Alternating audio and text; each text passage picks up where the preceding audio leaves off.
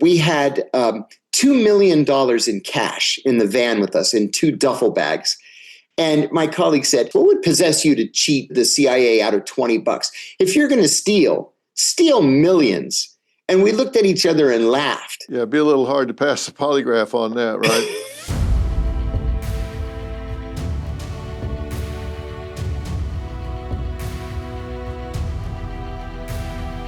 Today, I am honored to welcome to the Dr. Phil podcast a true patriot, whistleblower, and author, John Kiriakou. Now, John is a former CIA counterterrorism officer and a senior investigator for the Senate Foreign Relations Committee, and played a key role in counterterrorism in the aftermath of 9/11 and beyond.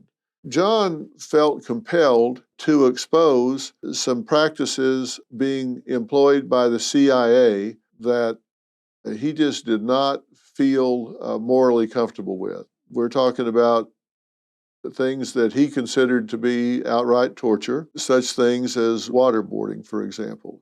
Now, some of these disclosures, I'm going to say, led to his indictment.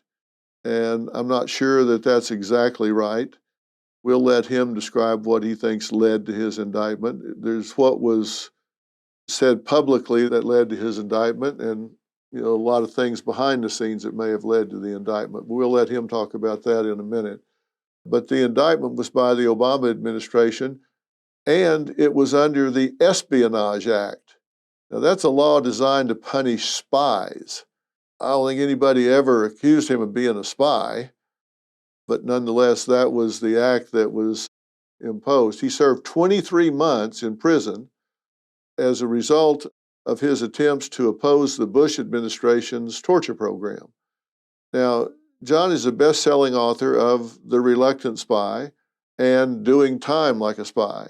John received the Joe A. Calloway Award for Civic Courage and continues to champion human rights and transparency.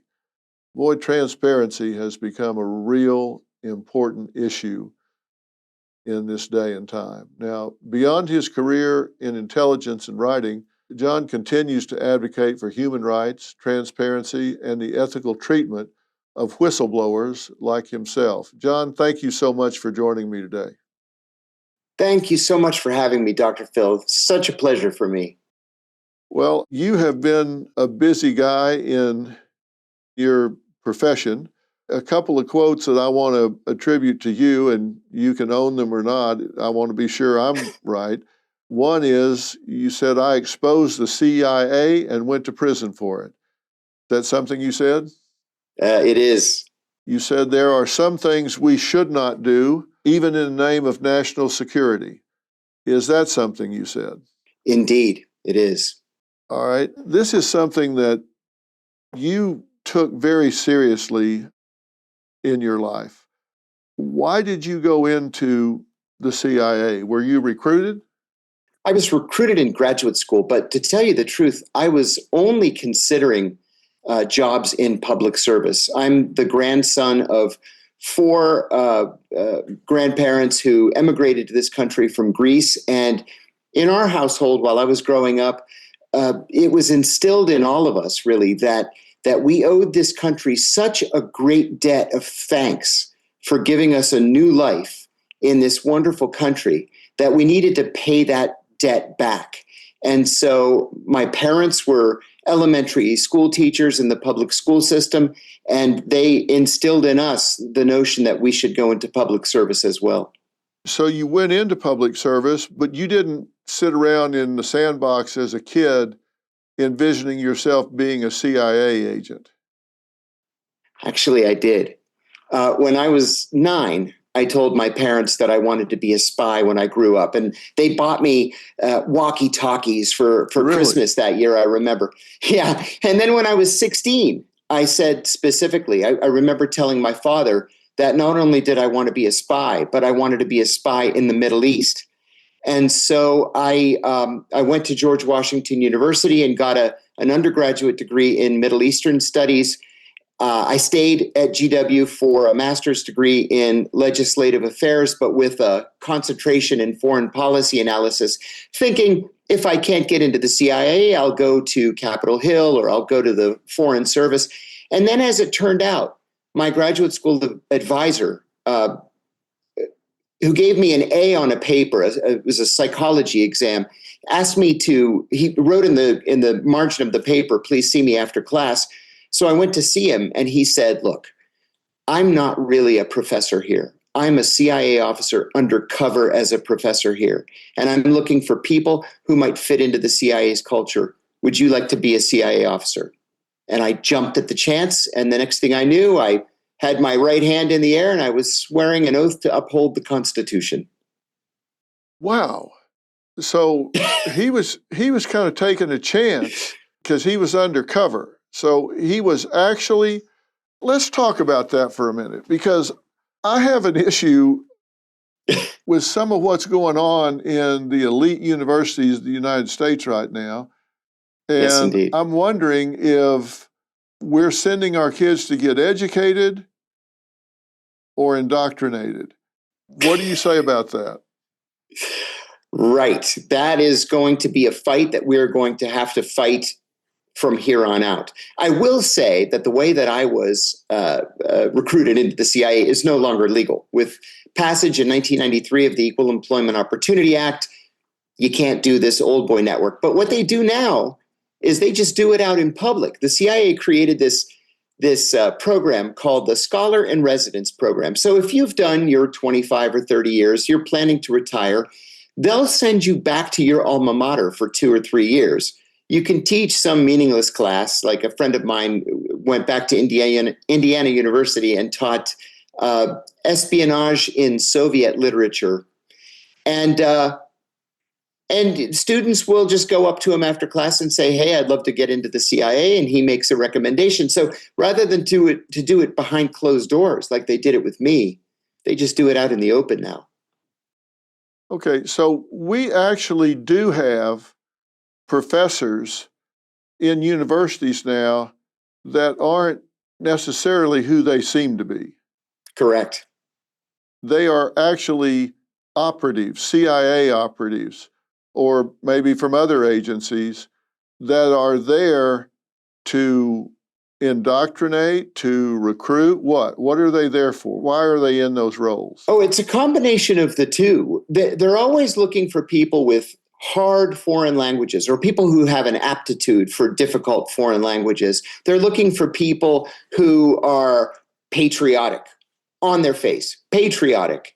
And if they think that you can fit into that culture, and it's deeper than just fitting into the culture. I've said in many podcasts that a CIA psychiatrist once told me that the CIA actively seeks to hire people who have sociopathic tendencies, not sociopaths, because, of course, sociopaths have no conscience.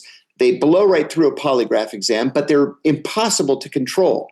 People who have sociopathic tendencies do have a conscience. They do react to the polygraph, but at the same time, they're happy to operate in these moral, legal, and ethical gray areas. I remember when I was going through the interview process, there were 4 or 5 of us there, and the instructor said, let's say you're a CIA officer and you get a cable from headquarters telling you to recruit the Indonesian economic secretary because you need some Indonesian economic information.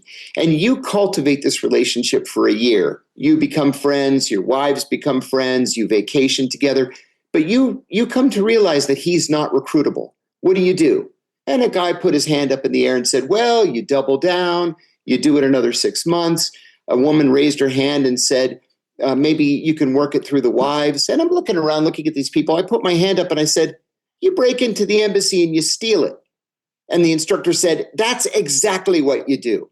Well, I came to learn that's a sociopathic tendency.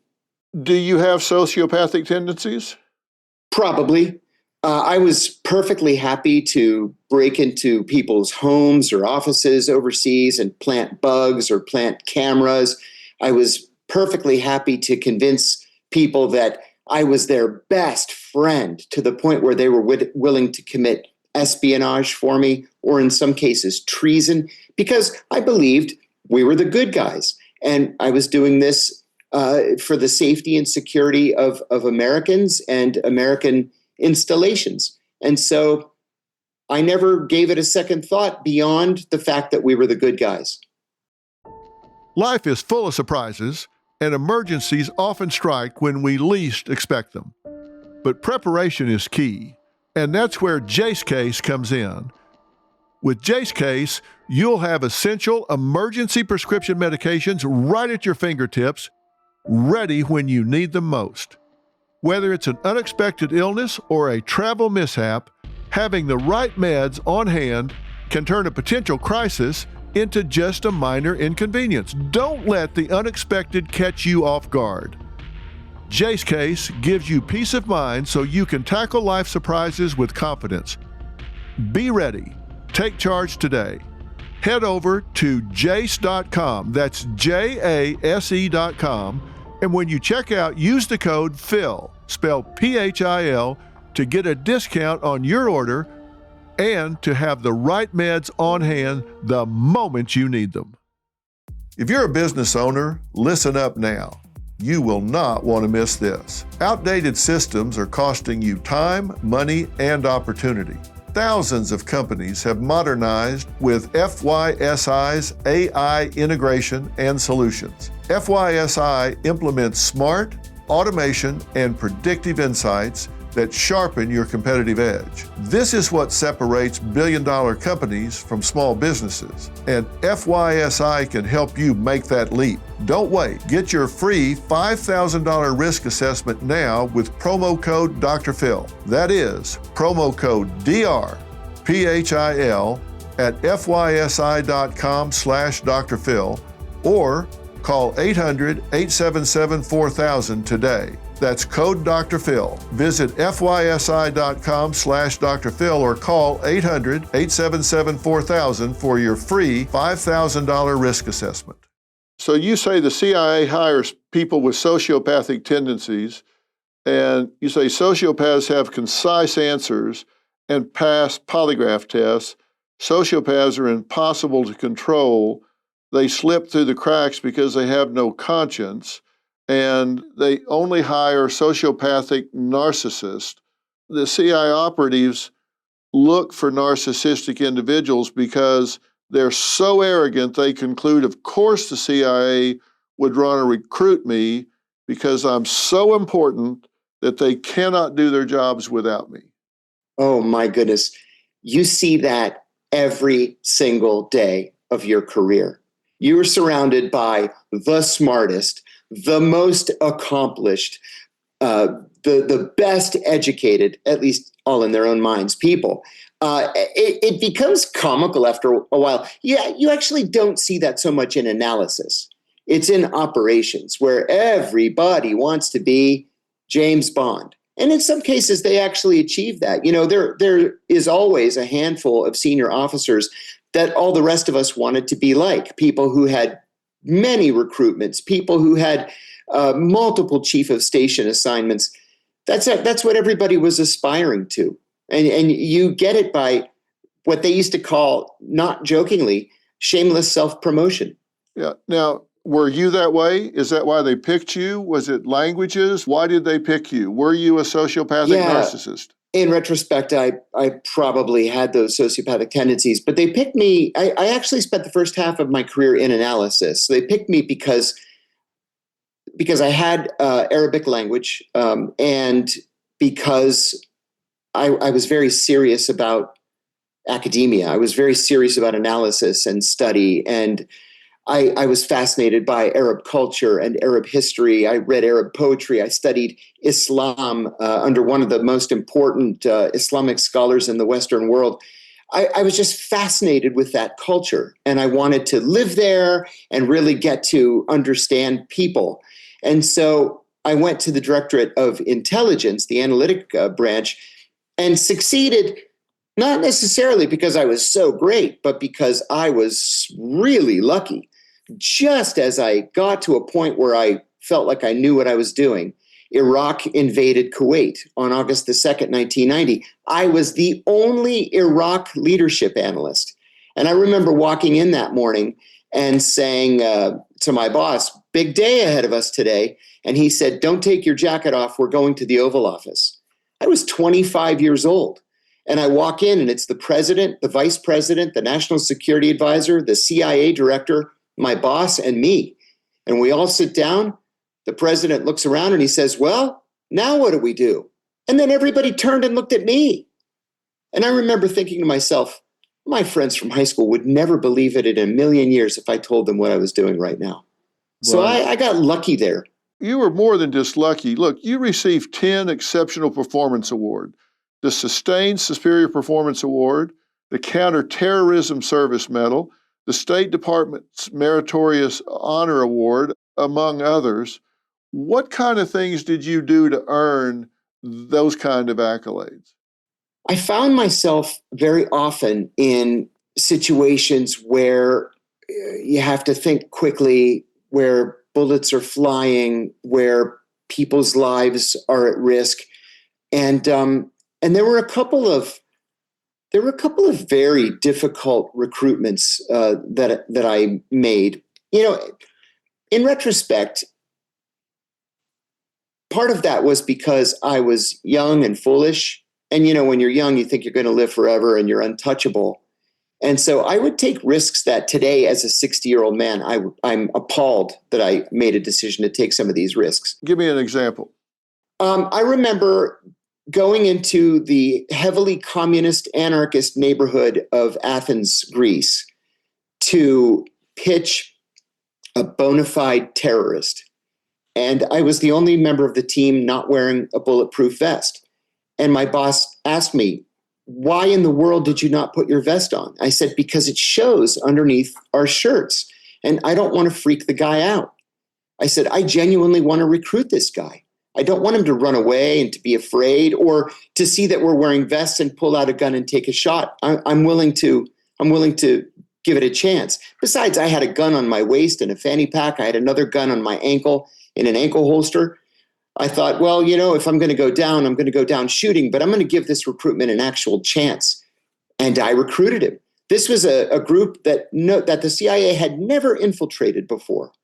But I took it slowly. I did the research and found success. Right. And that's a chance you wouldn't take today. No, it's not a chance I would take today. I kick myself. Well, you have 5 children now, right? So I have 5 children, right? And I think they would be quite upset with me. yeah, you look at it a little differently when you have kids. They reward you for that kind of thing, but you say that when you go into the CIA, there is no class on morality. They don't sit down and go over ethics with you. They look for results, not how you get them. That's exactly right. And that was something that bothered me for a very long time, although I never had to really do anything about it until the immediate aftermath of the 9/11 attacks. That's when things changed, not just for me, but it changed for the agency, and it changed in a big and permanent way. They started playing a different kind of ball. They started playing hardball. They started being more desperate to get information. Is that the shift? That's right. Let's cut to the chase. Your savings could be in serious trouble. When Elon Musk is out here warning us to brace for temporary hardship, you might want to listen. I trust Preserve Gold to safeguard my accounts, and I urge you to do the same. They're the only precious metals company I recommend. Are you going to sit back and hope for the best, or take control of your financial future? Text Dr. Phil to 50505 to get your free Precious Metals Guide from Preserve Gold. With gold prices recently breaking records and analysts predicting this trend to continue through 2025, you cannot afford to wait. As a bonus, you can get up to $15,000 with a qualified purchase from Preserve Gold. So don't wait. Text Dr. Phil to 50505. That's DRPHIL to 50505 today. Before 9/11, we had literally zero penetrations of Al-Qaeda. In fact, several months before 9/11, I was entertaining a group of Middle Eastern intelligence officers at headquarters. This was something that we did literally every single day. We would have these delegations of visitors from our partners around the world. We would give them a day full of briefings. We would exchange gifts, take them up to the director's office for a photo op, and then we take them out to a nice dinner afterwards. We would do this with different groups every single day. And so I had scheduled an Al-Qaeda briefing for this delegation. This was July the 6th, 2001. I still remember the date. And I asked the junior Al-Qaeda analyst just to come in, give these guys just a basic briefing. Instead of the junior analyst coming, the director of the CIA's Counterterrorism Center, Ambassador Kofor Black, showed up with the chief of operations for the Osama bin Laden unit. And I stood up and I said, "Oh, gentlemen," I said, "this is Ambassador Kofor Black. He's the director of counterterrorism." And Kofor sat down and said, "Something terrible is going to happen. We don't know what it is. We don't know where it'll be, but we know it's going to be an attack on a massive scale." He said, "We're hearing code words for an enormous attack. The honey salesman is coming with vast quantities of honey. There's going to be a great football match. There's going to be a huge wedding." We're hearing Al-Qaeda camp commanders on the phone with their students, and they're crying and telling their students, "I'll see you in paradise." He said, "I'm begging you, if you have any sources inside Al-Qaeda, please help us." And at the end of the day, I went to his office to thank him for taking the time to come and speak to these men. And I said, "Kofor, I have to ask you, I don't work on Al-Qaeda. Were you saying that for their benefit, or were you serious?" And he said, "Oh, I was deadly serious. Something terrible is going to happen." And then sure enough, 9/11 came, and it played out in front of us. This meeting was for what purpose? Why was he there giving this information? Because we were so desperate to penetrate Al-Qaeda, and we had no operations or cases that were in train to lead us to a penetration. And he believed that an attack was nearly upon us, that he thought, well, I'm going to throw a Hail Mary and just ask these random Middle Eastern intelligence officers if they have anybody inside Al-Qaeda that we don't know about, maybe they can help us. And they couldn't. Nobody could. They didn't know, or they weren't willing? They didn't know. Al-Qaeda really wasn't their problem. Al-Qaeda had no problem, no beef with this service. We caught so many Al-Qaeda people in these operations in Pakistan that I headed after 9/11 that, and they all told the same story, that they actually made it quite plain for me. At the grunt level, I'm talking about the 18-year-olds, the 19-year-olds. Right. They all told basically the same story. They were illiterate. They lived in isolated villages in their home countries, and they wanted to get married. But what man would want his daughter to marry someone who can't read and write, who has no job prospects, no skills of any kind? So the local imam went to them and said, "You don't want to stay in this village. You should go to Afghanistan and make jihad against the Americans. And we'll give you $300 a month. And if you're martyred, we'll give your parents $500 as a martyrdom bonus." Well, they couldn't find the United States on a map, but $300 is better than no dollars. And so they made their way to Afghanistan to fight the Americans. At a higher level, the camp commanders, the Al-Qaeda leadership, it really all started, well, for two reasons. One, because we established military bases in Saudi Arabia. That's what Osama bin Laden objected to personally. But for many of the other Al-Qaeda leaders, it was because we were so staunchly pro-Israel in our foreign policy that they saw this as a way to get back at us, to pay us back for turning our backs, in their view, on poor Arabs. That's a different take than a lot of people hear. So this was a retaliation. And these Al-Qaeda that were going into Afghanistan to fight, they had no beef with America. They were just going there for the job. They were just going there for the job. In fact, when I first arrived in Pakistan in January of 2002, the very first counter-terrorist raid that I led on what we believed to be an Al-Qaeda safe house led us to capture two 18-year-olds from Tunisia. And as soon as we broke down the door, they both burst into tears, and one of them asked if he could call his mom. And I remember turning to a colleague of mine and saying, "This is the fearsome Al-Qaeda this is what we've been so afraid of. These are children. And so I just kind of filed it. We would do raid after raid after raid, and sometimes we would catch more important people. Like I said, camp commanders were the first significant captures that we had made. But these guys, like I say, illiterate, had no idea what the United States was about, where it was located, couldn't name who the president was. This was just a way to earn some money.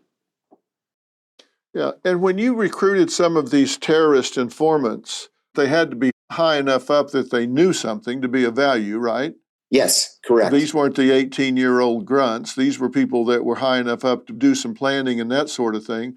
Did you have any guidelines with how you recruited them, what you could do and not do?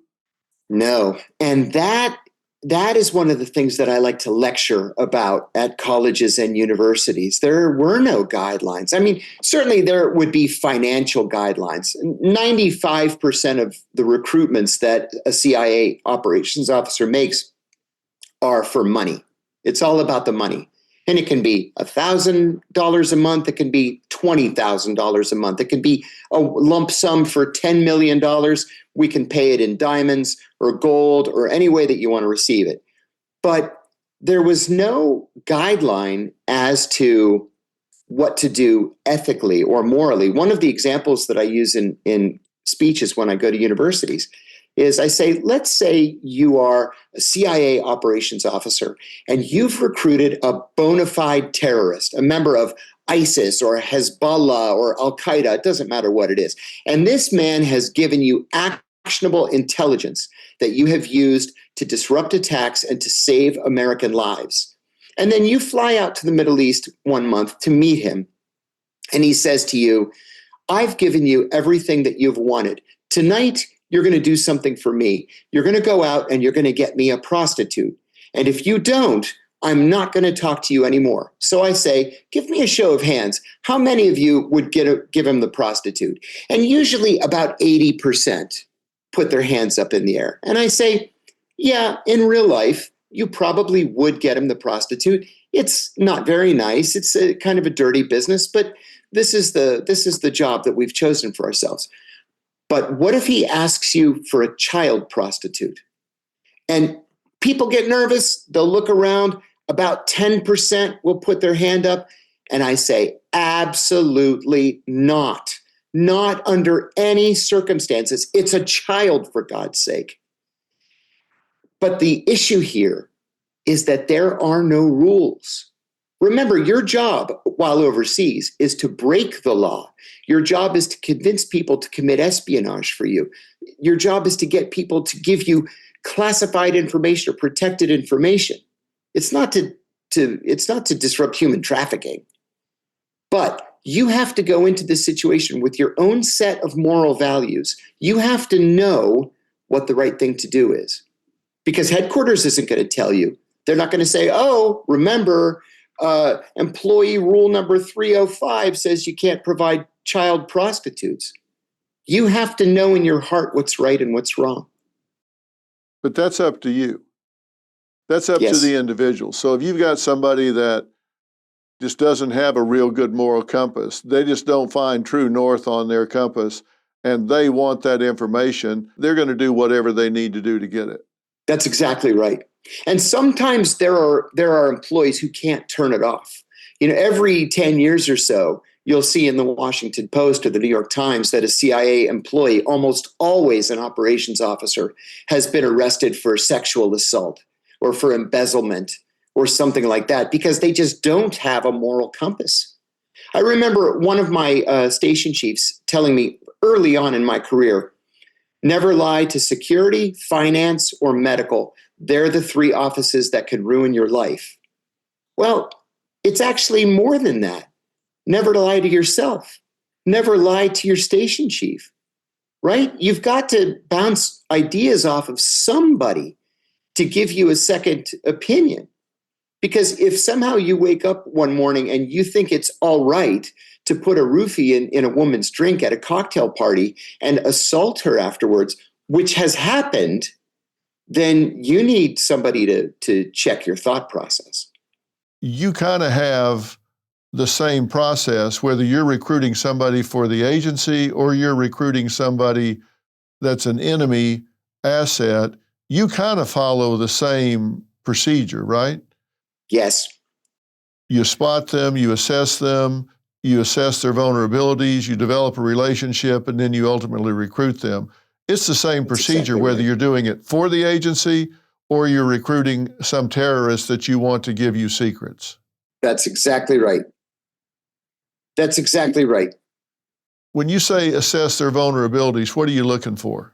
Vulnerabilities are probably the most important, and they're not necessarily as awful as they might seem. A vulnerability may be that a person, is a drunk or is a drug addict or hates his boss and is angry for being passed over for promotion. But more commonly, a vulnerability is this guy really loves his children and he doesn't make very much money.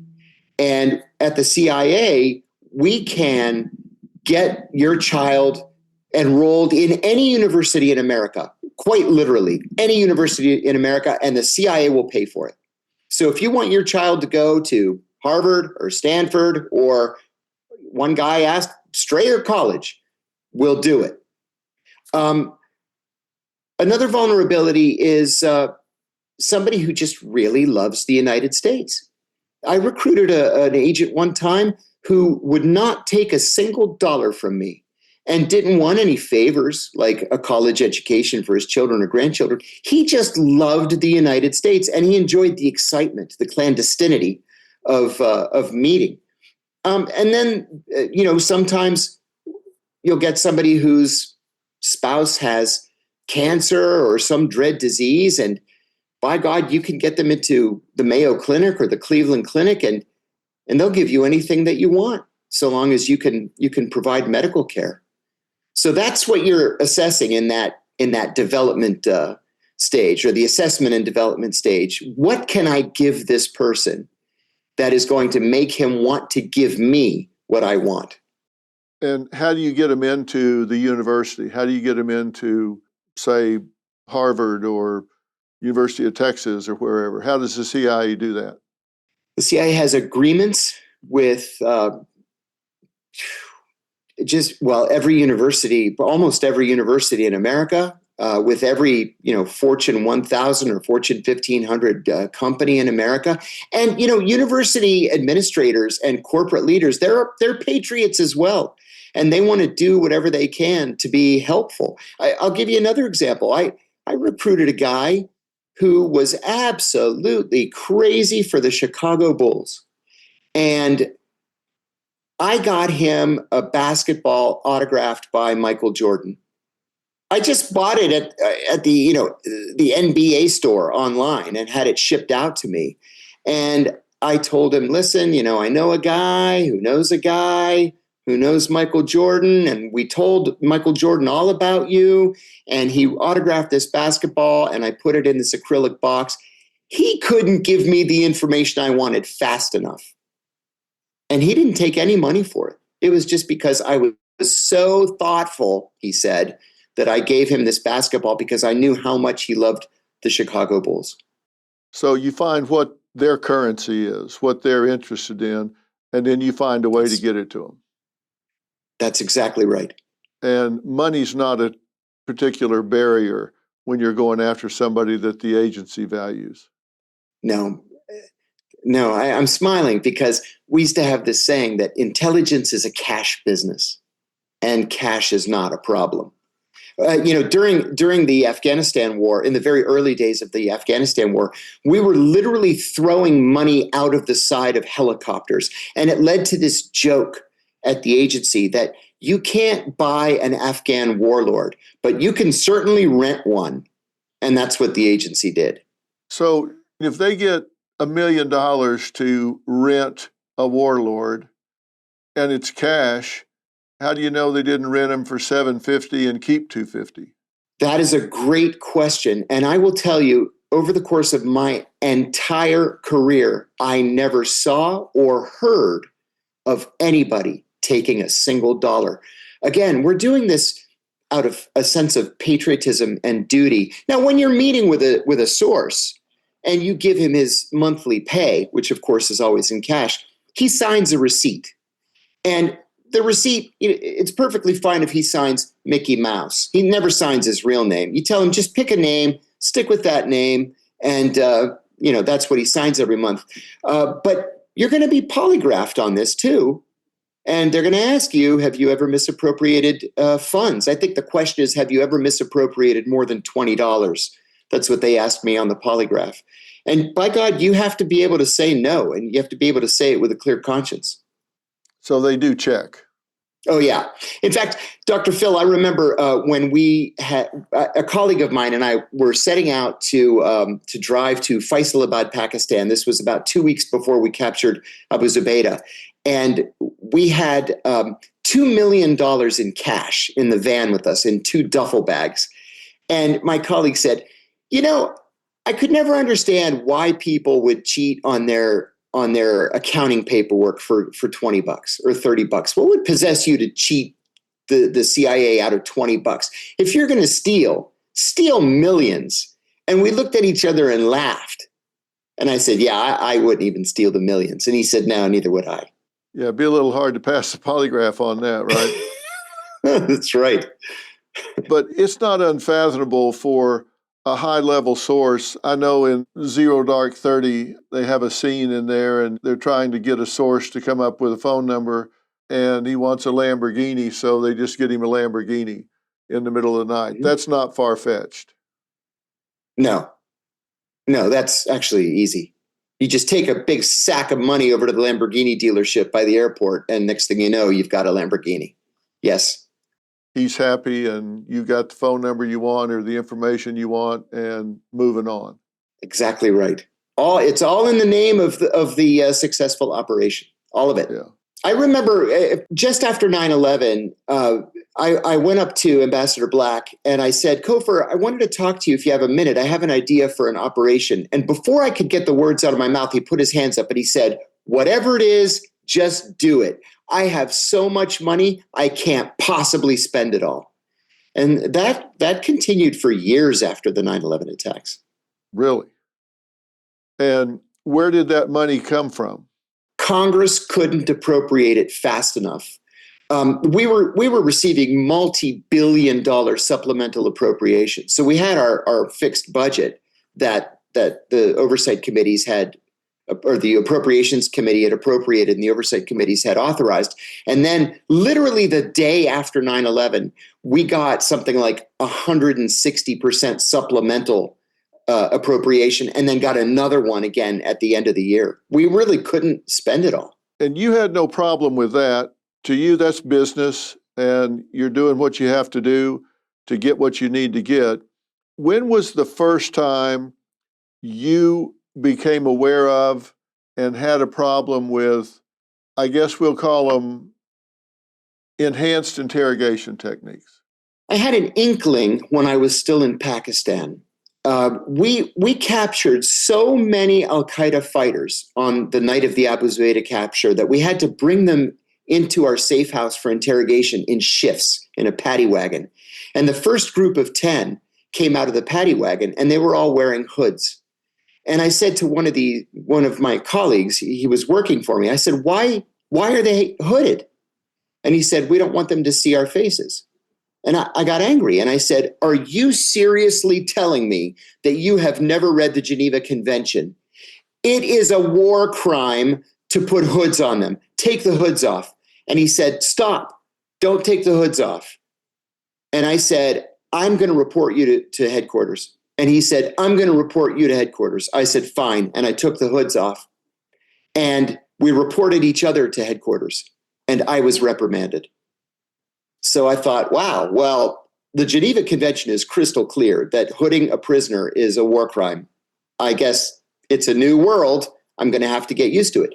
But then I got back from Pakistan in May of 2002, and I was standing in the sandwich line at the CIA cafeteria, and a senior officer walked up to me very casually, and he said, hey, I'm glad I ran into you.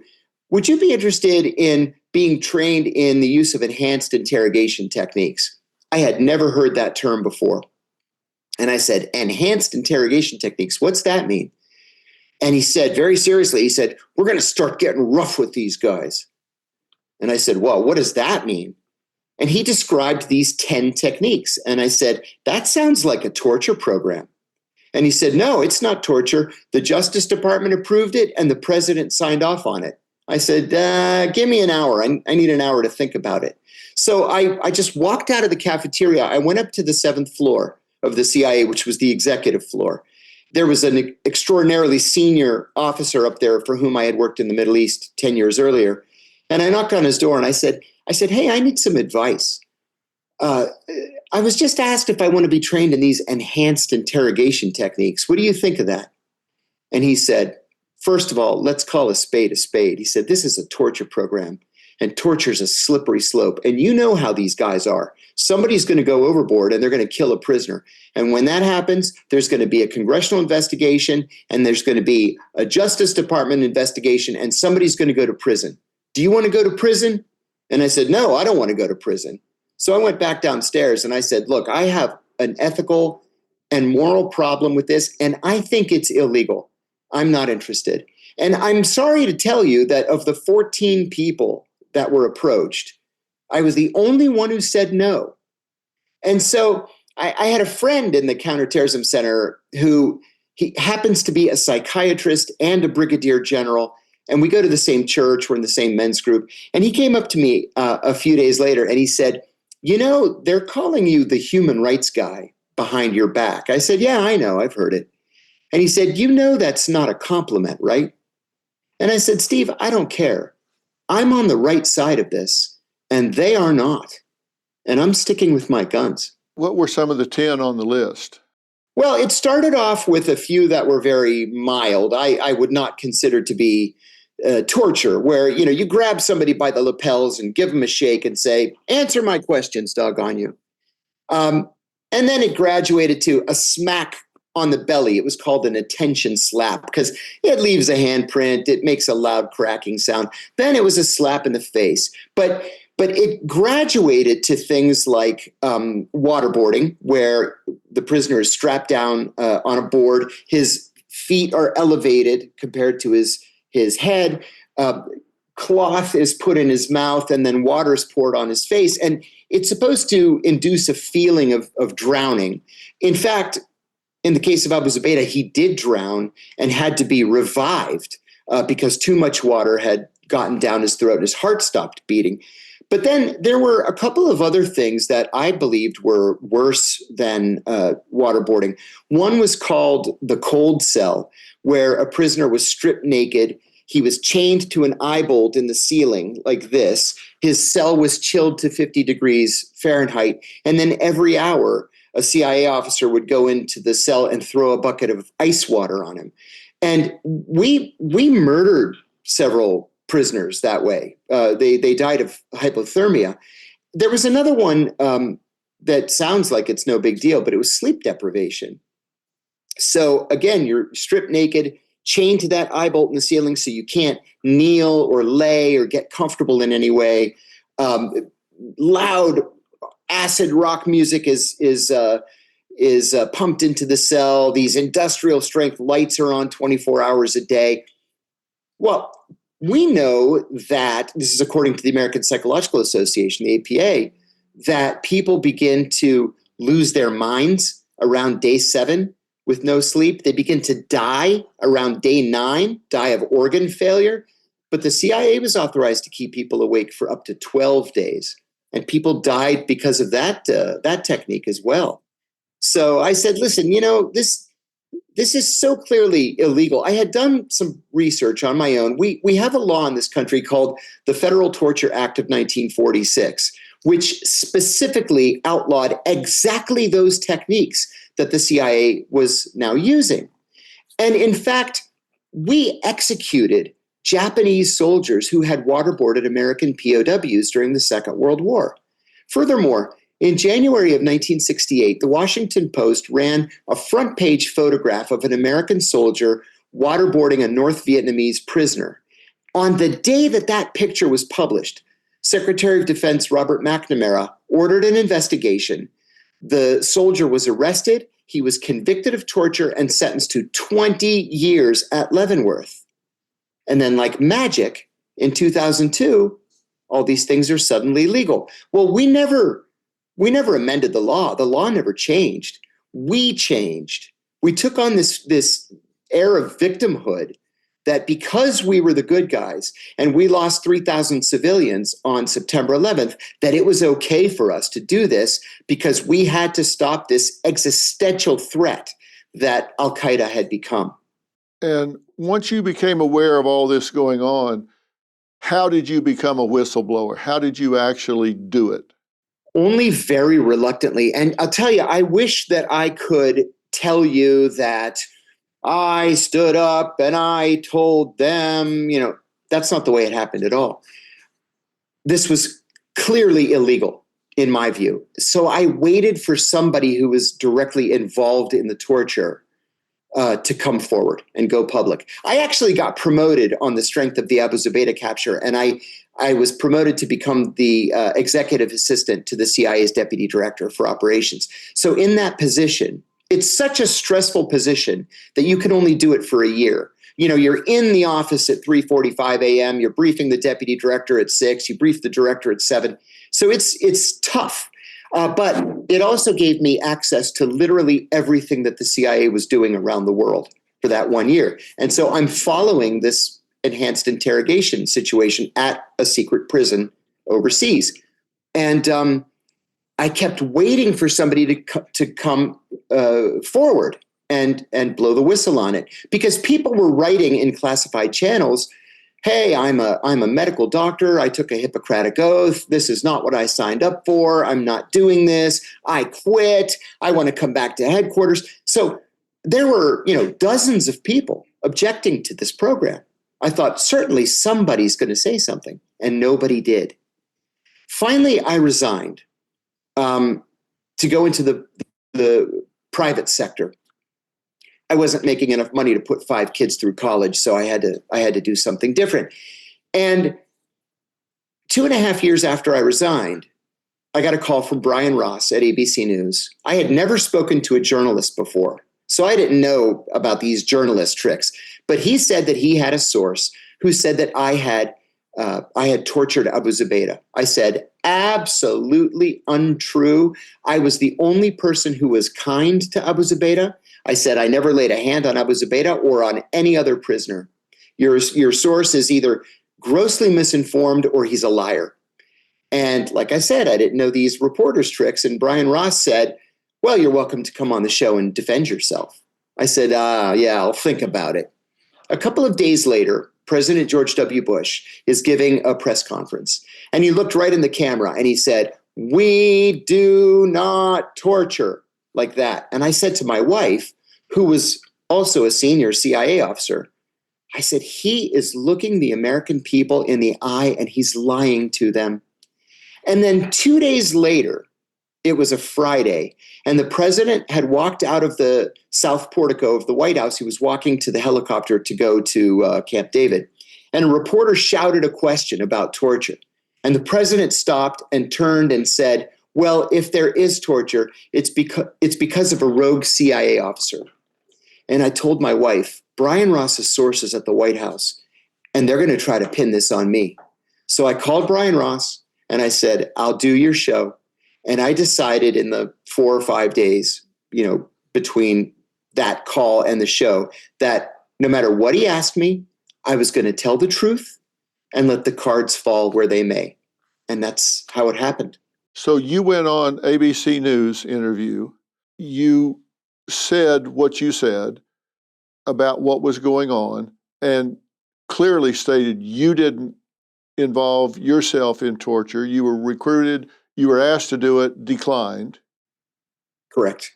But you didn't deny that it was going on. Correct. I said 3 things that caused the controversy. I said that the CIA was torturing its prisoners. I said that prisoners were CIA was torturing its prisoners, that torture was official U.S. government policy. There was no rogue CIA officer. And I said that the policy had been personally approved by the president. And here's where it gets weird. As you might expect, the CIA filed what's called a crimes report against me with the FBI, saying that I had revealed classified information to the public. So the FBI investigated me from December of 2007 to December of 2008. And then in December of 2008, they sent my attorneys a declination letter declining to prosecute me. They said that Human Rights Watch, Amnesty International, and the International Committee of the Red Cross had all published papers saying that the CIA was torturing its prisoners, that it was the worst kept secret in Washington. So they declined to prosecute. My wife and I actually went out to dinner that night to celebrate. And then 3 weeks later, Barack Obama becomes president, and he names John Brennan as the Deputy National Security Advisor for Counterterrorism. John and I always disliked each other. I never trusted him. I never liked him. And he was one of the godfathers of the torture program. All of a sudden, he's pretending to be whatever he is, a Democrat. I don't know. I had no idea that within days of Obama's inauguration, John Brennan asked the Justice Department to secretly reopen the case against me. And so for the next 3 years, my phones were tapped, my emails were intercepted, and teams of FBI agents followed me everywhere I went, even into church, we learned later. We received 15,000 pages of discovery after I was charged. I was charged in January of 2012 with 5 felonies, including 3 counts of espionage. And remember, espionage can be a death penalty charge, and I had 3 counts. So we learned in discovery that Brennan had written a memo to Eric Holder, the Attorney General, and he said, charge him with espionage. And Eric Holder wrote back and said, my people don't think he committed espionage. And then Brennan wrote back and said, charge him anyway and make him defend himself. And so they did. And then 10 months later, I went bankrupt under the weight of $1.15 million in legal fees. And as soon as I went bankrupt, they dropped the espionage charges. Well, didn't Brennan concede in writing that there was absence of any evidentiary foundation for the charge? He sure did. And, you know, I'm proud to say that as terrible an experience as this was, as difficult an experience as this was, not just for me, but for my wife and my children, I knew I was right. And so what they ended up doing was, because there was no, I hadn't leaked any classified information. They found an email exchange that I had with an author. An author reached out to me saying he was writing a book on the Abu Omar rendition. Abu Omar was a Muslim cleric in Milan, Italy, and the CIA kidnapped him and sent him to Egypt. And he was tortured in Egypt. And then the Egyptians came back to us and said, this is the wrong guy. We don't know who this guy is. We're just going to let him go. So he was writing a book about this operation. And he wrote to me to ask if I could introduce him to somebody who knew the Abu Omar case. And I said, listen, kidnapping wasn't my thing at the agency. I don't know anybody who was involved in this case. So he sent me a list of 12 names. He said, can you introduce me to any of these people? I said, I don't know who any of these people are. He sent me a second email with another 12 names. And I told him, you obviously know this case better than I do. I only know what I've read in the Washington Post. And he said, well, in your first book on page, whatever it was, 165, you talk about this guy, John. Can you introduce me to him? And I said, John? Oh, yeah. I said, you're talking about John Doe. I said, I don't know whatever happened to him. He's probably retired and living in Virginia somewhere. That was a felony. That was a violation of the Intelligence Identities Protection Act of 1982. Now, that law had only been invoked once for a spy, a woman, a CIA secretary who was sleeping with a member of the Ghanaian intelligence service. And she gave him the names of all of the recruited agents in Ghana. And the government executed them. The law was never again used against anybody until me. And because they couldn't get me on espionage, they said, well, we'll get him on this. And the Justice Department said, well, wait a minute. He didn't actually expose the name. He just confirmed the name. And Brennan said, run with it. And so they did. In the end, my wife and I got what the Justice Department called the best and final offer of 23 months. See if this description is right. After the ABC News interview, Kiriakou exchanged emails with a freelance writer. In the emails, he disclosed the name of a former CIA colleague who had participated in the detention and interrogation program. The employee was at the time still undercover. The freelance writer then shared the name with the lawyers representing detainees held at Guantanamo Bay.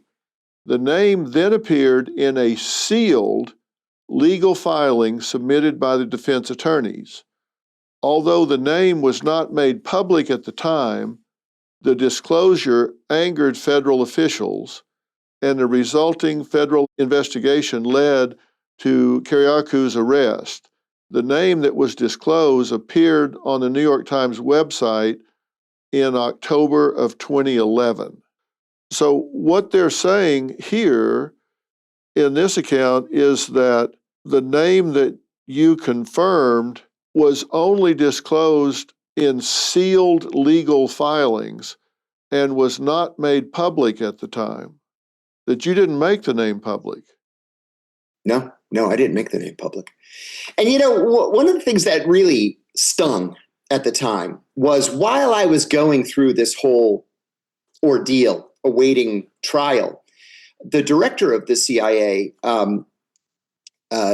General David Petraeus, revealed the names of 10 undercover CIA operatives to his girlfriend and biographer. Yet he was charged with a misdemeanor, one sole misdemeanor, and he got 18 months of unsupervised probation. And at his sentencing hearing, the judge came down from the bench to shake his hand and thank him for his service to the country. Absurd, isn't it? Well, it certainly sounds like a very personal vendetta. I mean, clearly a double standard and a targeting. But let me ask you this.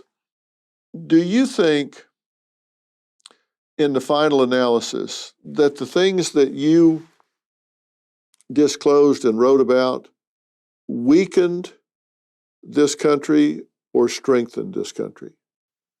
Oh, I think they weakened us, seriously weakened us. We really are what Ronald Reagan once called a shining city on a hill for so much of the world. They want to look up to us. They love that Congress has mandated a human rights report every single year for every country in the world with which we have diplomatic relations. They want us to be leaders on human rights. They want us to take the high road. They respect us because of it. So getting down into the mud, John McCain said something at the time. John McCain, of course, the senator from Arizona and the former Republican presidential nominee, he said, never get into a fight with a pig. You're both going to get dirty, but the pig enjoys it. And truer words were never spoken. I was in prison for 23 months, and 6 weeks before I was released, I called my wife. I was allowed to call my wife every other day for 15 minutes. So I called her and I said, how was your day? And she said, it was great. And I said, great? Really? What made it so great? And she said, the Senate torture report came out today, and it proved that everything you said was true.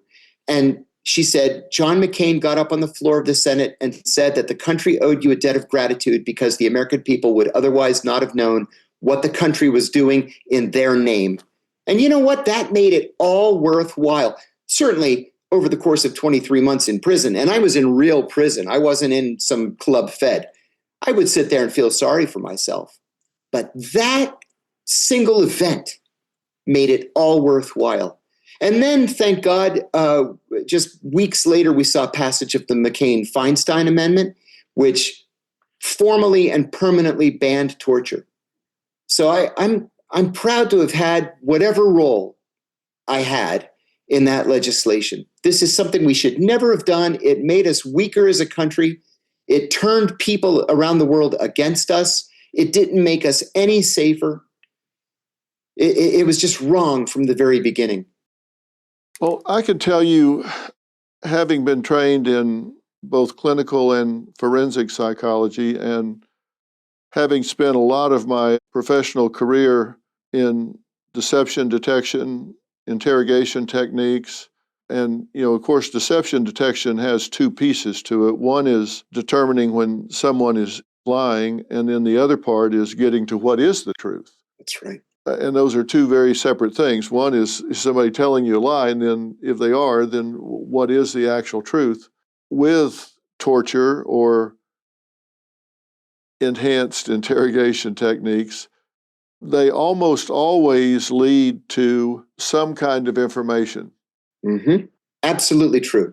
Not necessarily truthful information or useful information. That's right. And it always requires that you go to a higher level of interrogation the next time to get a piece of information. It's not nearly as effective as psychological techniques and relationship building, other there types it is, right of there. interrogation techniques, and they are manipulative. There's no question. It's psychological warfare. Everything from planning a mind virus to doing different things to manipulate the person's thinking and plant false hope and do various types of mind games. But the research is very clear. You're going to get further, faster with psychological interrogation techniques than you do with physical torture. That's not a close call, is it? No, it's not a close call. We can all complain about the FBI as much as we want, but if there's one thing that the FBI is really good at, it's interrogations.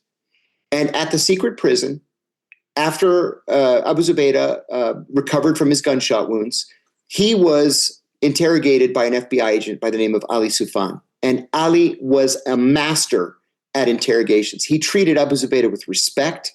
He would give him a cup of tea, give him an orange, later on a sheet of paper and a pen to write to his parents.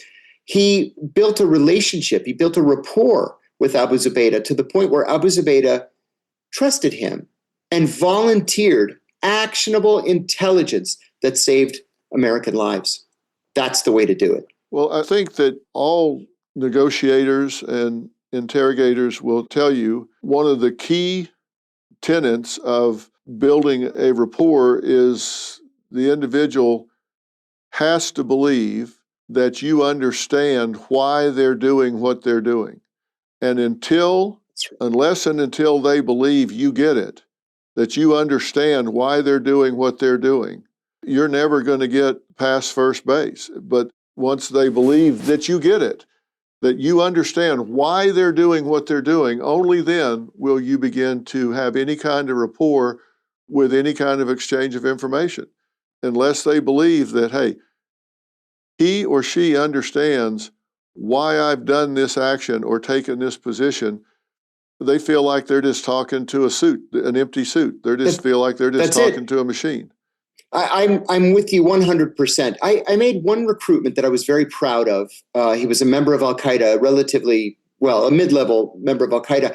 And when I was leaving Pakistan to return to the United States, I asked him, why did you allow me to recruit you? And he said, I've been here for 5 years, and you were the first person that ever asked me about my children. And that's all it was. It was that I was kind to him. Nothing more. Yeah, what mattered to him. I totally get it.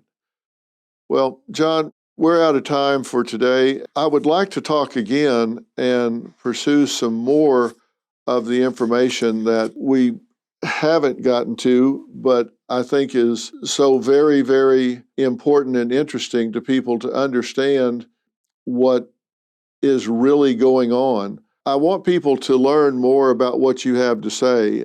John is a best-selling author of The Reluctant Spy and Doing Time Like a Spy.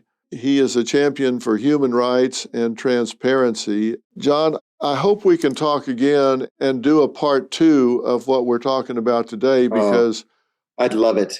I'm not a third of the way through my outline of what I want to talk to you about, but I could talk for this much time again. If you would allow me, I'd like to reschedule and pick this up for part 2, because delighted. I think people will be absolutely compelled, because we're just starting to scratch the surface here. Well, thank you so much. I'm a very long-time fan, and this was a real treat for me. Thank you so much for having me. I look forward to the next time.